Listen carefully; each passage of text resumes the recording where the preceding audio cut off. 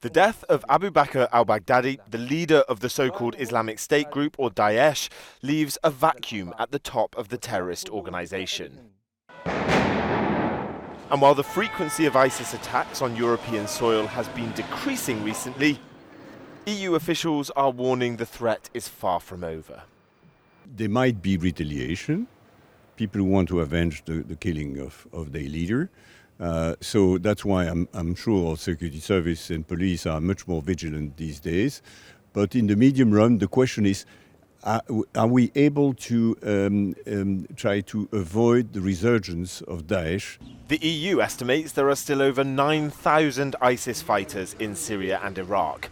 And while their leader may have been killed in a US raid, many with EU passports could return home.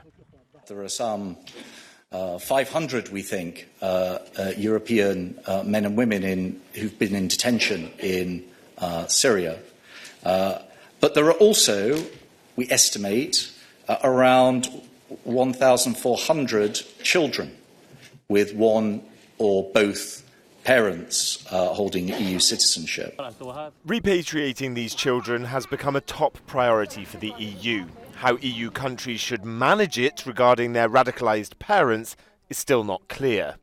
But attacks like the ones in 2015 in Paris and 2016 in Brussels were conducted by homegrown terrorists. And it wasn't until after those events that their governments greatly increased prison sentences for terrorism convictions.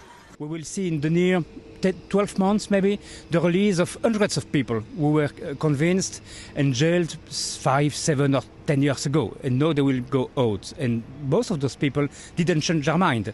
So they will continue to pose the threats. The death of al-Baghdadi is claimed as a win in the fight against ISIS. But the battle against them in Syria and Iraq is far from over. And EU officials say vigilance on the streets of Europe must remain high. Jack Parrick, Euronews.